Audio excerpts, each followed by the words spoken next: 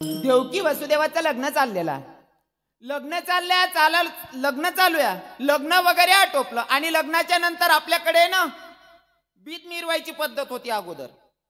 आता तुमच्याकडे कशी पद्धत आहे मला सांगता येणार नाही, पण मी जुन्या बाबा लोकांच्या तोंडून ऐकलेलं आहे ना, आपलं शास्त्र सुद्धा सांगतं.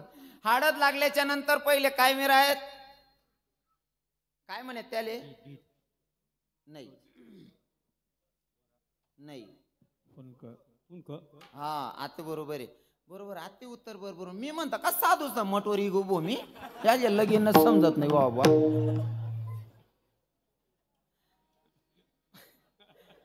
हळद लागल्याच्या नंतर फिरवायचे त्याला कुंक, आणि लग्नाच्या आधी मिरवायची त्याला नाही ना वरात, बरोबर.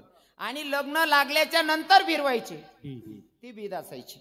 तीनदा मिरवणूक काढेत, पहिले कुणकर आहे, दुसरं वरात आणि तिसरं बीद आहे. आता बीद ना यादच पड गेलो लोकसले, आता ना कोणताच पोरेले समजावून येते ते उगा पुस्तकच मग सापडत म्हणे आम्ही बी सांगणार नव्हतं, आमले बी दकाल भेटेल नाही.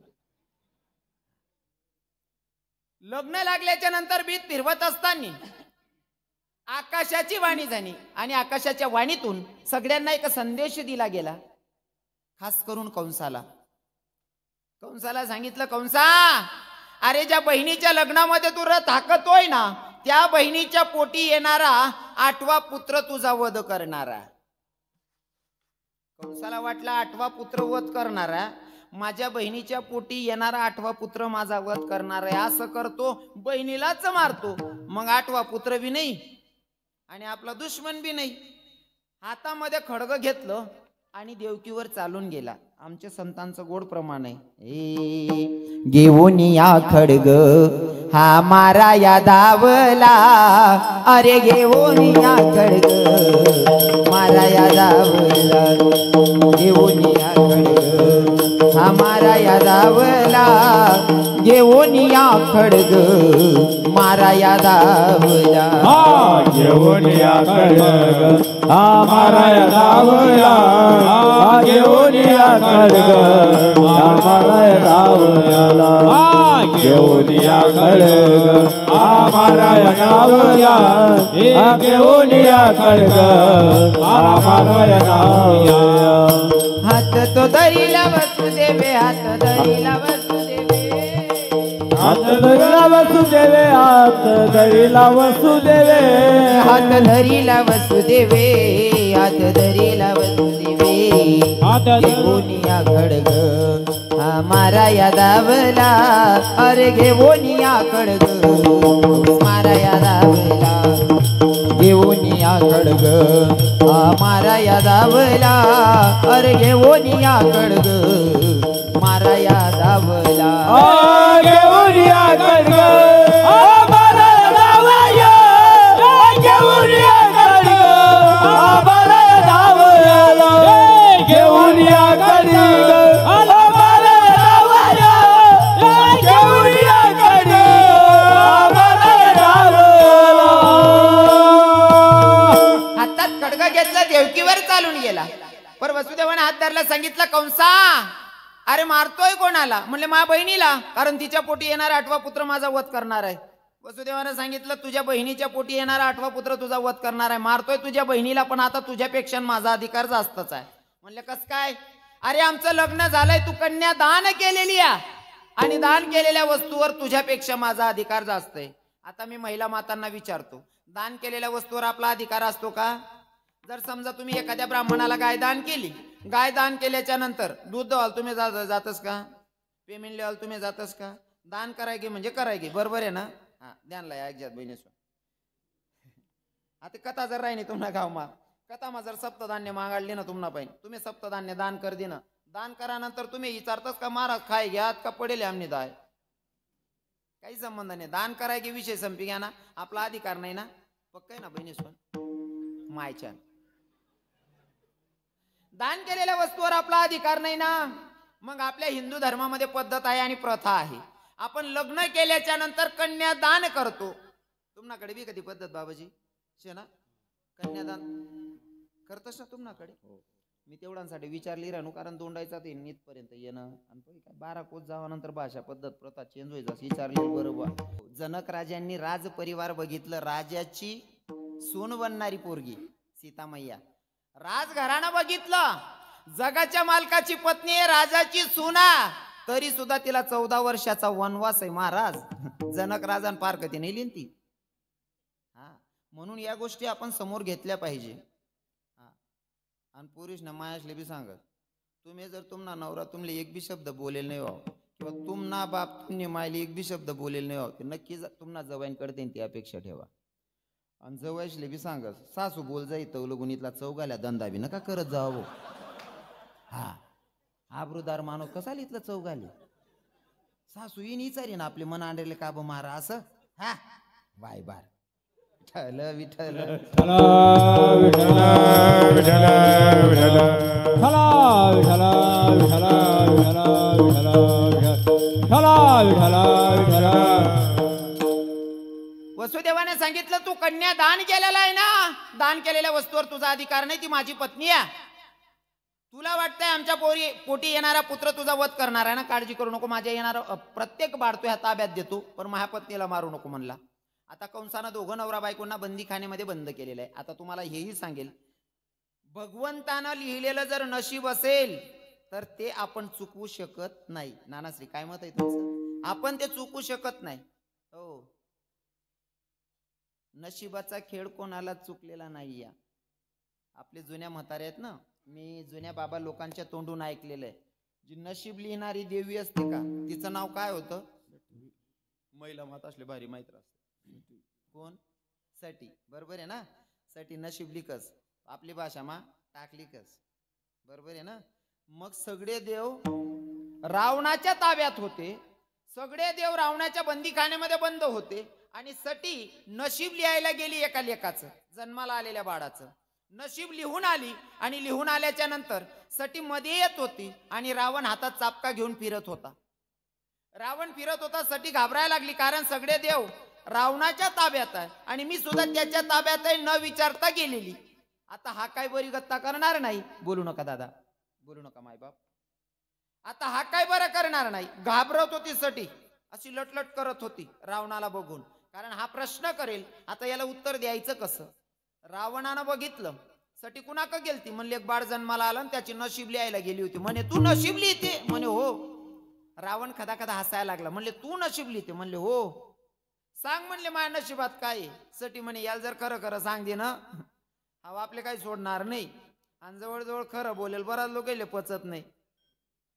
खरं जर का सगळी मायला सांगा ना, खरं जर बोलाल गे ना, जुना लोकेशनी म्हणे खरं जर बोलाल गे सगळी माय सुद्धा सांगत तू मन पोटणार नाही असं. खरं बराच लोक पचत नाही. सटी म्हणे याला जर खरं खरं सांग दे ना, हा काही बरं करणार नाही. सटीनं सांगितलं, रावणा तुला जर तुझं नशीब बघायचं असेल, हातामध्ये कुंकू घे आणि कंपाळाला लाव, तुझं भाग्य तिथं लिहिलेलं असेल.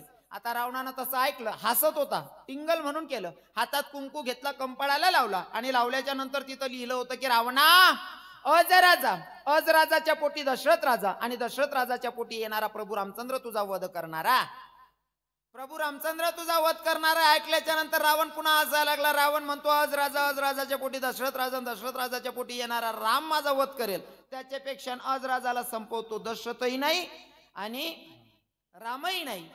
बराच वाद चालला, युद्ध चाललं, 1000 वर्ष युद्ध चाललं, पण भगवंतानं लिहिलेला टाक कधी चुकत नाही. सटीनं लिहिलेलं नशिबात बदल पडत नाही. महाराज 1000 वर्ष युद्ध चाललं तरी सुद्धा अजराजा मरत नाही. अजराजाच्या पोटी दशरथ राजा, दशरथ राजाच्या पोटी प्रभू रामचंद्र आले, आणि प्रभू रामचंद्रांनीच रावणाचा वध केला. नशिबाच्या पुढे जाता येत नाही. अजून सांगू का?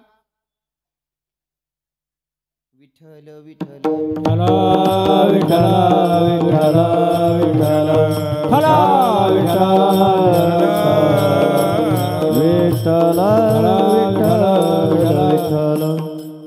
नशिबाच्या पुढे जाता येत नाही, पण नशीब लिहिणारी सटी आहे ना, तिच्या पुढे जाता येतं. ते फक्त संतांचा आशीर्वाद त्याच्यात बदल करू शकतो, किंवा एखादाचा दिलेला शब्द त्याच्यात बदल पाडू शकतो. फॉर एक्झाम्पल, जेव्हा राजा दशरथाच्या पोटी संतती नाही आहे, राजा दशरथाच्या पोटी संतती नाही आहे. तेव्हा पण आकाशाची वाणी झाली होती. आकाशाच्या वाणीतून सांगितलं गेलं होतं, राजा दशरथा तुझ्या पोटी संततीच नाही आहे. आता प्रसंग तुम्हाला सगळ्यांना माहितीये की राजा दशरथ शिकारीसाठी बसलेला. बाळ श्रावण मायबापाला काशी यात्रेला घेऊन जात होता कावळमध्ये बसवून. आता काशी यात्रेला नेत असताना आंधळे मायबाप आहे, त्यांना पाण्याची तहान लागली. तहान लागल्याच्या नंतर त्यांनी विचारलं, बाळा आम्हाला पाणी प्यायचं रे. जेव्हा श्रावण बाळ पाणी घेण्यासाठी गेला, पाण्याची झारी बुडवतोय, बुडबुड आवाज आला. हो, बुडबुड आवाज आला. राजा दशरथानं बाण सोडला. बाड श्रावण तुम्ही ऐका त्याचे गुण. आई बाप आंधळेवान चालला काशीला घेऊन. बाड श्रावण तुम्ही ऐका त्याचे गुण. आई बाप आंधळेवान चालला काशीला घेऊन. बाड श्रावण ऐकावा त्याचे गुण. आई बाप आंधळेवान जातो काशीला घेऊन. बाळ श्रावण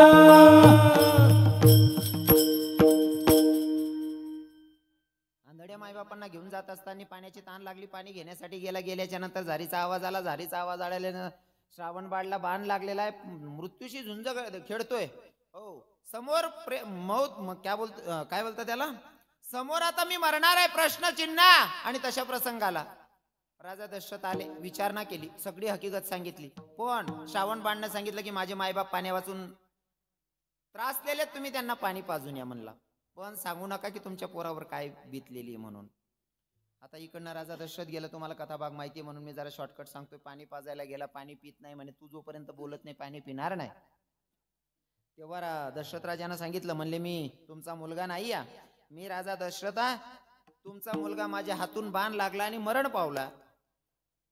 त्या आंधळ्या मायबापांनी तिथं राजा दशरथाला श्राप दिला होता. राजा दशरथा, अरे आमच्या आंधळ्यांची काठी हिरावलीस, आमच्या आंधळ्या मायबापांचा सारा हिरावला. जा, तुला या आंधळ्या मायबापांचा शाप आहे राजा दशरथा. जसं आज आम्ही पुत्र वियोगाने तरफडून मरतोय, तसा तू सुद्धा पुत्र वियोगाने तरफडून मरशील. हा तुला आमचा शाप आहे.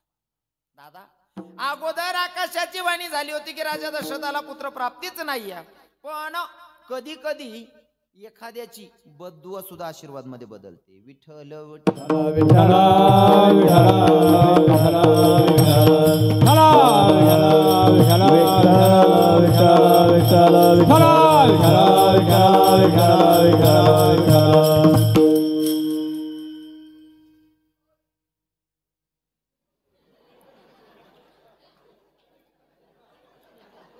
आज अष्टमीनं जर तुम्ही बर कीर्तन ओय आडी दिनले कसं राहसू येऊ मग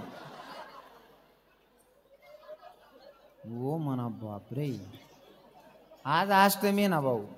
अष्टमीले बी थोडा बजेट ठेव भाऊ. सने दिने विठ्ठल विठ्ठल विठ्ठला विठ्ठला विठ्ठला विठ्ठला विठ्ठला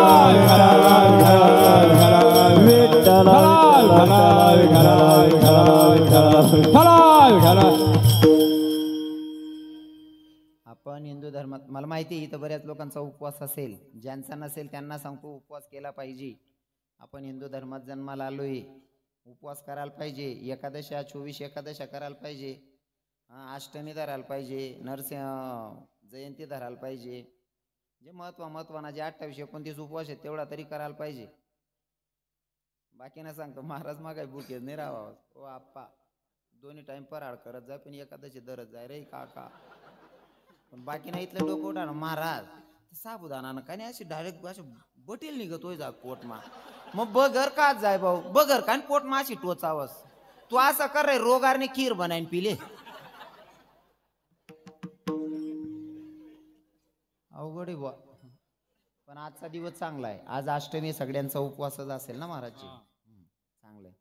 उपवासवाला शेत जवळ बाकी नाही गुपचूप खायलेली कबली नाही राहणार. इथलं काय बाकी तिथला भारी सांगताना मी बी उपवासच धरच. महाराज पायटा मग छान सांग पाव का वाय चिल गाय देतून दर्शन.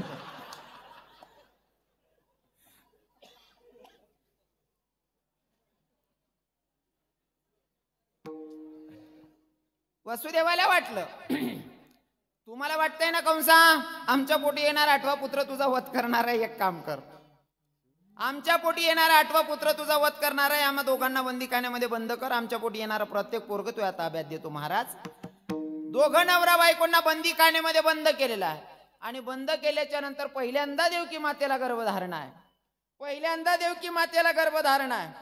पहिलं बाळ जन्माला आलं, बाळ जन्माला आल्याच्या नंतर वसुदेवानं उचललं आणि कंसाकडे नेलं, कंसाच्या हातात बाळ दिलं, कंसानं बाळ बघितलं आणि कंसाच्या मनात दया निर्माण झाली, दयेनं जन्म घेतला कंसाच्या मनात. बर हा म्हणजे राक्षसले सुद्धा दया ये, राक्षस गणला जातो कंस, पर कंसाच्या हातात बाळ दिल्याच्या नंतर कंसाला वाटलं मला मारणारा 8वा आहे ना, मग पहिल्यानं आपलं काय केलं, पहिल्यानं आपलं काय केलंय, मला मारणारा 8वा आहे, माघारी पाठवलं.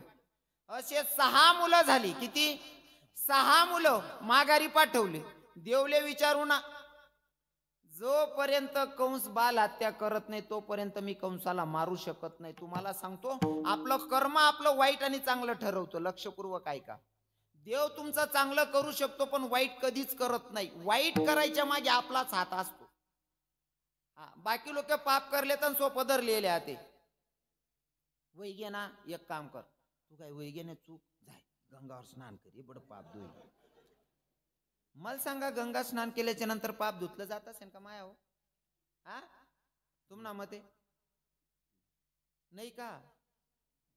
तुमले असं वाळा येळी शाळा आहे, हा म्हणत तरी पसूत नाही म्हणत तरी पसूत, पण म्हणा ना जे म्हण नाही ते म्हणा, चांगलं म्हणा नाही ते नीच म्हणा. गंगेमध्ये स्नान केल्याच्या नंतर पाप धुतलं जातं का हो दादाश्री? धुतलं जातं का? हा नाही ना, पण मी सांगतो पाप धुतलं जातं.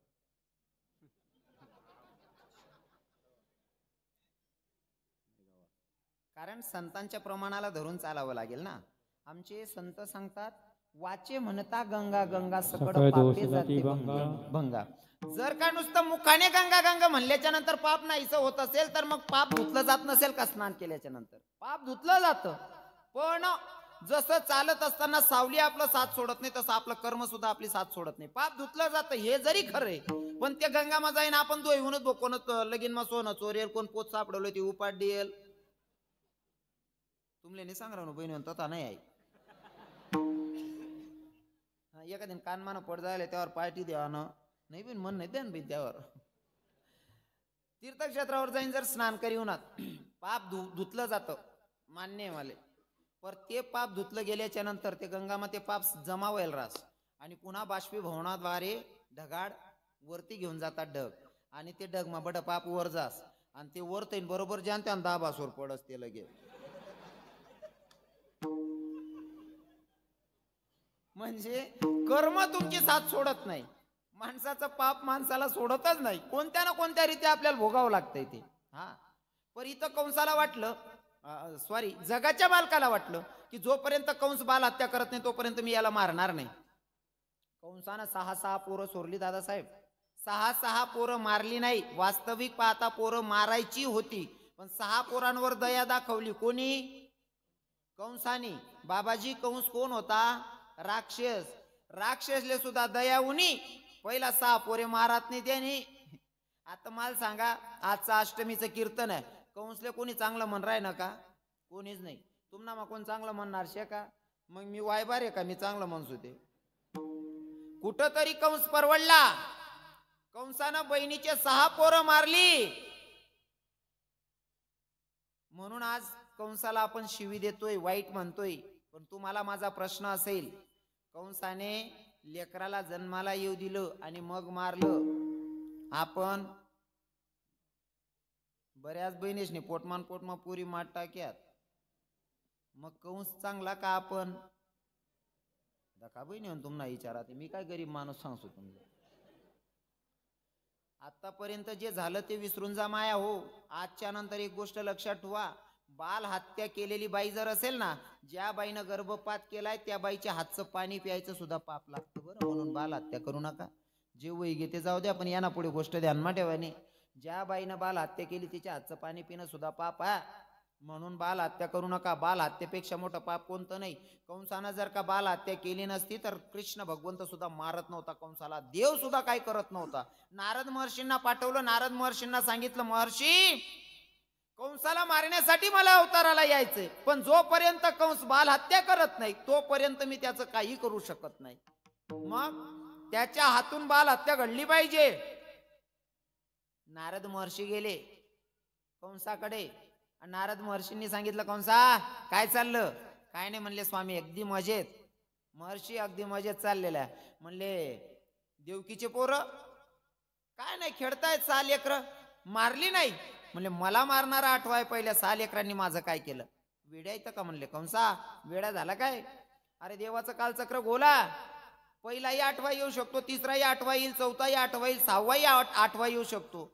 देवाचं काय खरं नाही. या तू कदाचित तुला मारणारा दुश्मन या 6 मधला एखादा असू शकतो. तू दुश्मनाला पाडतोय. मग लवकर मार म्हणले या लेकरांना.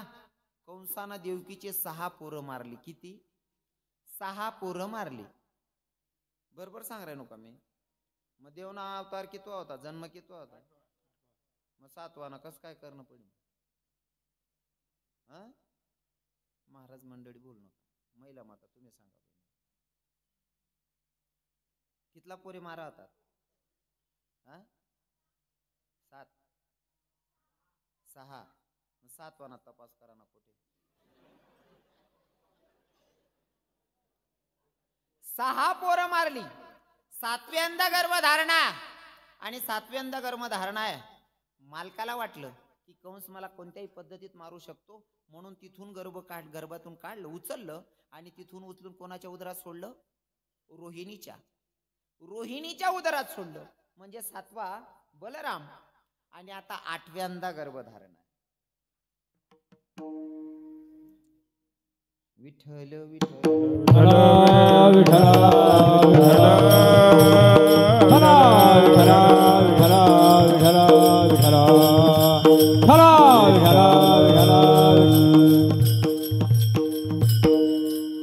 आठव्यांदा गर्भधारणा. देवकी मातेचं तेज एवढं झडाड होतं महाराज. एवढी सुंदर दिसत होती, एवढी सुंदर दिसत होती, जसं चंद्रमाकडे बघत राहावं तेवढं सौंदर्य देवकी मातेच्या चेहऱ्यावर असं झळहळत होतं. कारण स्वतः जगाचा मालक उदरात आहे ना. स्वतः जगाचा मालक उदरात आहे म्हणल्यावर एवढी सुंदर दिसत होती. आता मला सांगा, एखाद्या बाईला दिवस गेल्याच्या नंतर ती दिसते ना, त्याच्यापेक्षा दिवस गेलेली बाई अधिक सुंदर दिसते. त्याचं कारण असे, पोटात जर गर्भ असेल तर बाईची सुंदरता वाढते. आणि गर्भ पण कोणता साधारण पोरगा होता का? जगाचा मालक उदरात आहे, त्या मायचं सौंदर्य किती असं नो बाबा, कल्पनाही करू शकत नाही आपण. एवढी सुंदर देवकी माता दिसत होती. आणि देवकी माता अष्टमीची रात्र. आणि अष्टमीच्या रात्री देवकी मातेला पोरगा झाला, मुलगा झाला. म्हणजे भगवंत अवताराला आले. भगवंत अवताराला आले. आणि अवताराला आल्याच्या नंतर माय बापासोबत बोलायला लागले. पण जन्माला येणारं लेकरू बोलतं का? मग यो पोरग बोलत होत. मग आई बरोबर सांग राहिलो का मी? जन्माला येणारं बाळ मायबापांसोबत संवाद साधायला लागलं. आणि जेव्हा भगवंत जन्माला आले तर भगवंताचा जन्म झाला. गर्भधारणा पहिला मुलगा जन्माला आले, 8वा मुलगा जन्माला आलेला. आता 8वा मुलगा जन्माला आलेला. जन्माला आल्याच्या नंतर वय वर्ष होता 8 वर्ष. 8 वर्षाचा मुलगा जन्माला आलेला.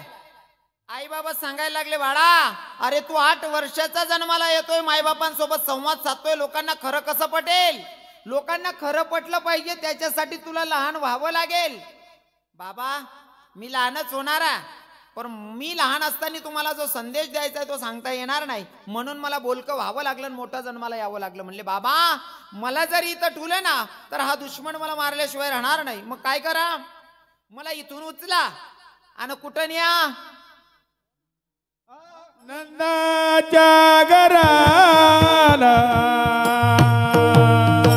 नंदाच्या घराला मजने गोकुळाला, मजने गोकुळाला, मजने गोकुळाला. नंदाच्या घराला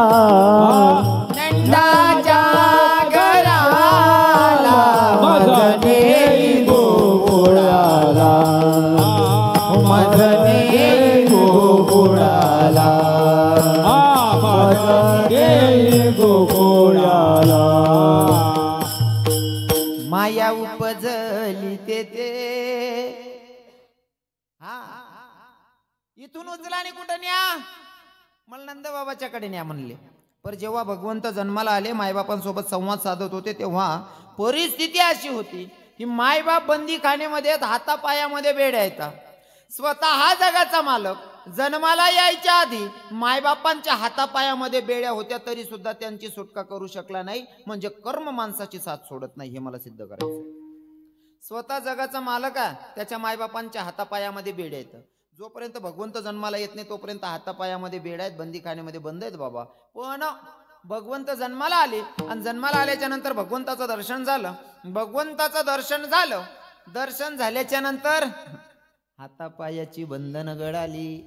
आमच्या कथेमध्ये मी नेहमी सांगतो भागवत कथेमध्ये आजकाल जन्माचा अभंग म्हणून मला थोडस कथेतलं चिंतन सांगावं वाटतंय. सांगू का परिस्थिती काय होती गोकुळ मथुरेतली.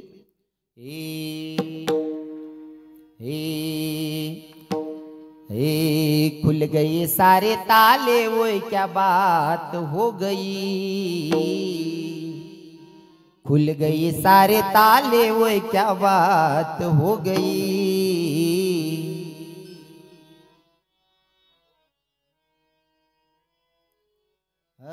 खुल गए सारे ताले वो क्या बात हो गई. जब से जन्मे कन्हैया करामात हो गई. जब से जन्मे कन्हैया करामात हो गई. जब से जन्मे कन्हैया करामात हो गई.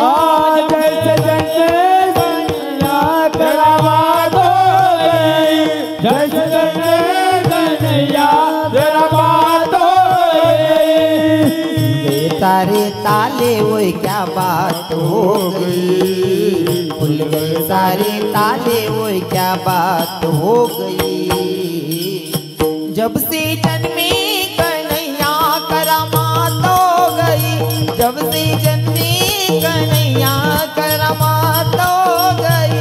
जब से जन्मे कन्हैया करामात हो गई. जब से जन्मे कन्हैया करामात हो गई.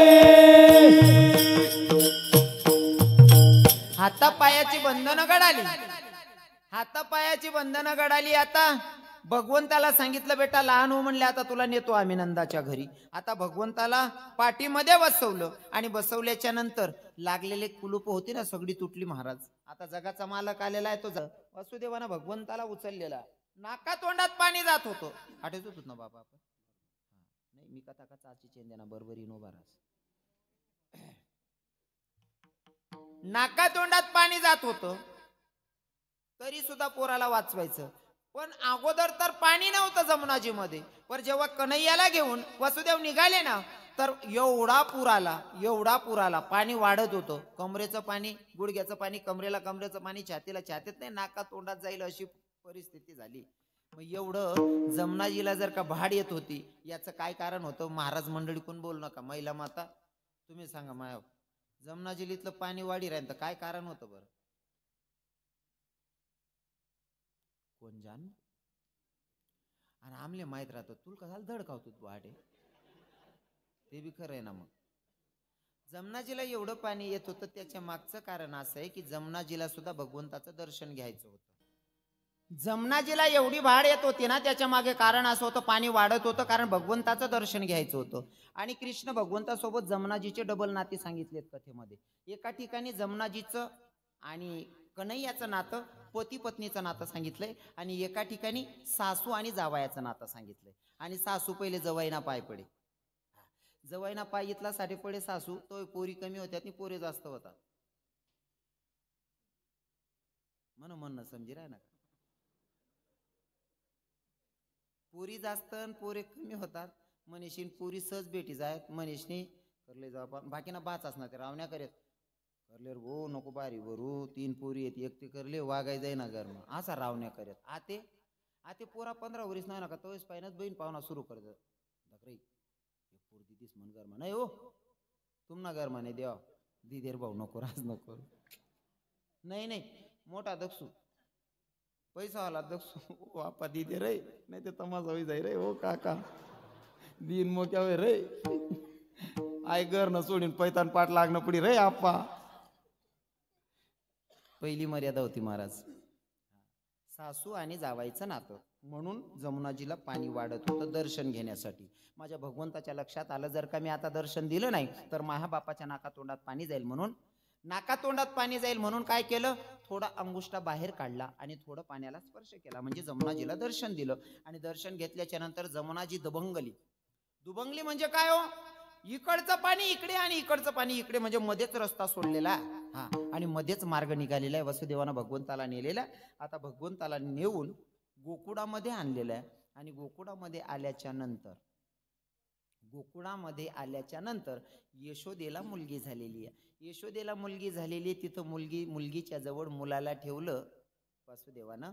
मुलाला ठेवलं, तिथून मुलगीला उचललं. आणि उचलल्याच्या नंतर पुन्हा मथुरेत आले. मथुरेत आल्याच्या नंतर कंसाला सांगितलं, म्हणले कंसा घे, आम्हाला मुलगी झालेली आहे. कंसानं पोरगी बघितली आणि पोरगी बघून खदा खदा हसायला लागला. कंस म्हणतोय, म्हणले देवा मला घाबरला काय, आणि घाबरून पोरगी बनून आला वय. तुला काय वाटतं, तू पोरगी बनून आल्याच्या नंतर मी तुला मारणार नाही असं वाटत होतं वय, तरी तुला मारणारच आहे. म्हणले तू काळजी करू नको. पोरीचे दोघं पाय धरले, गरागरा फिरवले, आटोपणार दगडावर. तोपर्यंत पोरगी आकाशात गेली. आणि तिथून कंसाला सांगितलं, मला काय मारतोय, तुला मारणारा तर गोकुळात जन्माला आला. तुझं लागी वदी, मला काय मारतोय, अरे तुला मारणारा गोकुळात जन्माला आलाय म्हणला. मग गोकुळात मला मारणारा जन्माला आला. हे ऐकल्याच्या नंतर कंसाची मानसिकता काय होती ते सांगतात महाराज अभंगाच्या प्रथम चरणात. कृष्ण गोकुळी जन्मला, कृष्ण गोकुळी जन्मला, कृष्ण गोकुळ म्हणा समजा आला. सुरुवात केलीच होती मी तिथंच. भगवंत जन्माला आलाय. आता गोकुळामधलं वातावरण तुम्हाला सांगेल मी 10-5 मिनिटात. पण चला मथुरेमध्ये जेव्हा कंसाच्या कानी बातमी पडली की भगवंत जन्माला आलेले गोकुळामध्ये, ऐकल्याच्या नंतर कंसाची मानसिकता काय होती, कृष्ण गोकुळी जन्माला हे ऐकल्याच्या नंतर त्याची मानसिकता काय होती, दृष्टाला चडकाप सुटला. पण का सुटला, काय ऐकलं, होता कृष्णाचा अवतार. कृष्णाचा अवतार झालेला, जन्माला आलेला, ऐकल्याच्या नंतर दृष्टाला चडकाप सुटत होता. आता दृष्टाला चडकाप सुटला, मग तिथून त्यानं आता चालू केलेत निर्णय घ्यायचं काहीतरी. कोणचा निर्णय, आता त्याला मारायचं कसं हा निर्णय घेतायत.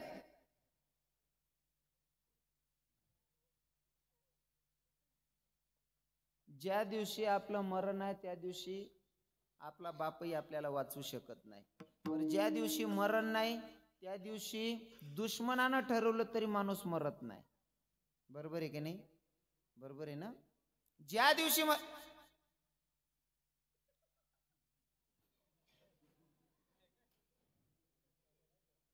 तुम ना परत मी फाशी लिहिन मरतच उभं.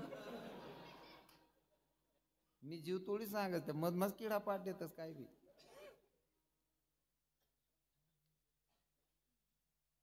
कृष्ण भगवंत जन्माला आले हे माहिती पडल्याच्या नंतर दृष्टाला चडकाप सुटला आणि त्यानं आता तिथून खेळ खेळायची सुरुवात केली. मथुरेमध्ये मीटिंग भरवली गावाची. आणि मीटिंग भरवल्याच्या नंतर सगळ्यांना सांगितलं गेलं की मला मारणारा दुश्मन जन्माला आलेला आहे, आपल्याला त्याला संपवायचंय. संपवण्यासाठी किती संकट पाठवली दादा. पहिले तर विडा उचलला एका राक्षसीने देवले मारहाण करता. हो मी मारते म्हणले, होती राक्षसीन. हा पण देवले माराना विचार कर राहीन ती. देव इथला सस्ता इथला सोपाच आहे का बाबा. एवढं सुंदर रूप धारण केलं महाराज, एवढं सुंदर रूप धारण केलं. किती हो बाबा, लगा के गजरा पहन के साड़ी चाल चले मत वाली गोकुड़ में आ गई, गोकुड़ में आ गई, गोकुड़ में आ गई है, कोई आ गए गोकुड़े आ गए, गोकुड़े आ गए, के साड़ी, लगा के गजरा पहन के साड़ी, चाल चले मत वाली गोकुड़ में आ गई है, गोकुड़ में आ गई है. राक्षसीन होती पण एवढा सुंदर शृंगार केला ना महाराज, तर कोणी बघेल तर तिच्या प्रेमात पडेल एवढी सुंदर दिसत होती. आल्याच्या नंतर इकडे आल्याच्या नंतर तिकडनं तयारी करून आलेली आहे भगवंताच्याकडे, भगवंताला मारण्यासाठी. भगवंताला मारण्यासाठी आलेली राक्षसीन. पण आता तुम्हाला सांगतो, जो जगाला तारण्याची ताकद ठेवतो तो स्वतः कोणाच्या हातून मरणार आहे का बाबा? कोणाच्या हातून मरणार आहे? हो. अरे जर आमचे संत सांगतात की भैया चाले हे शरीर कोणाची असत्य, कोण बोलवी ते हरिविन. त्याच्या सत्तेशिवाय जर झाडाचं पान हालत नसेल, कोणाला तारणं कोणाला मारणं त्याच्या हातात आहे दादा. तो कोणाच्या हातून मरणार आहे का? सांगू का तुम्हाला? हे तारने वाला है भगवान, बचाने वाला है भगवान, तारने वाला है भगवान, बचाने वाला है भगवान, बचाने वाला है भगवान, तारने वाला है भगवान, बचाने वाला है भगवान, तारने वाला है भगवान, बचाने वाला है भगवान, तारने वाला है भगवान, बचाने वाला है भगवान, तारने वाला है भगवान, बचाने वाला है भगवान, तारने वाला है भगवान, बचाने वाला है भगवान. तारणं की मारणं ज्याच्या हातात आहे, मग त्याला मारणं एवढं सोपं आहे का? आता तरणं का मरणं त्याच्या हातात आहे. आपण सुद्धा त्याला लागून राहिलो तर तरलो समजायचं, पण त्याची साथ सोडली म्हणजे मरणच आहे. थोडक्यात सांगू का? या जुन्या बाया गटावर दयंद आहेत. गटावर दयंद येतच ना, म्हणजे आता ते गटावी बाकीचे माहित नाही. बाकीच ना ते डोरगर मग ठेवाय घ्या होते. गट आहे ना, गट्याले मधमा एक लाकूड राय, आणि ते वडानं एक वरणात चाडाले वरण लाकूड राय. मधमाना जे लाकूड राहे ना, त्या लाकूडले जर दानाशने धरिली ना, त्या जरी मधमा होणार नाही ते त्या दाना खरा आहे. बरोबर आहे ना? थोडा बी आजूबाजू सरकणार ते त्यासनं पीठ होई जास. बरोबर आहे ना? मग तसं तो खुटाल दरी राहणारा दाना जसा अख्खा नाक करायचा ना, तसा भगवानले ज्याने धरले ना तो अख्खा राहायचा. ज्यांनी सोडली ना त्यानं पीठ वाशिवाय राहत नाही. विठ्ठल विठ्ठल विठ्ठल विठ्ठल विठ्ठल विठ्ठल विठ्ठल विठ्ठल विठ्ठल. मग इथं सुद्धा माझा प्रश्न असेल, भगवंताला धरणं म्हणजे काय? या भगवंत एवढा स्वस्तही नाही या, एवढा सोपाही नाही या, आणि जास्त अवघड पण नाहीये. जर तुमच्या अंतःकरणामध्ये भाव चांगला असेल तर भगवंत आपल्याला सहज भेटतो. पण आपले भाव चांगले पाहिजे. फॉर एक्झाम्पल, लेता येवाल पाहिजे. बाजारमा विक्रीले आहे ना, मिठाईवालाने बी दुकान शे आणि बाजूमा बियर बारवालाने बी दुकान आहे मोठा भाऊ. लेणं आपल्यावर आहे, काय घ्यायचं ते आपल्यावर आहे. बरोबर आहे की नाही? लेणं आपल्यावर आहे बाजार करत असताना. आता थोडक्यात आमचे माऊली ज्ञानोबा राय सांगतात काय? पाहे पादूत पवित्र आणि गोड पासे तोचेची या पदराड अविरुणी गोचिड काना सेविती. गायच्या कासेला गोचिड लागलेला, पण तो काय पितो दादाश्री? काय पितो तो? रक्त पितो. गोचिडला दुधाचा स्वाद काय करणार आहे? दुधाचा स्वाद जर घ्यायचा असेल तर त्याच्यासाठी गायचं वासरूच व्हावं लागेल. विठ्ठल विठ्ठल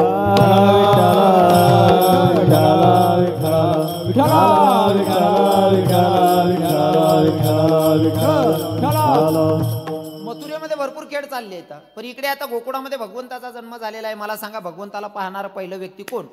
नंदबाबांच्या जवळ यशोदेला मुलगा झालेला असं पाहणारा पहिलं व्यक्ती कोण होतं? महाराज मंडळी कोणीच बोलू नका. महिला माता तुम्ही बोला. तरुण भाऊ तुमच्यापैकी कोणी उत्तर देईल का? नंदबाबांना मुलगा झाला असं पाहणारा पहिलं व्यक्ती कोण? नाही माडे. जो मला प्रश्नानं उत्तर देईन, पहिले महिला माता असले सांगा. जो मन प्रश्नानं उत्तर देईन त्याला आज ना पॉकेट दीज असो, फक्त पैसा काढले असून पॉकेट दीज असो.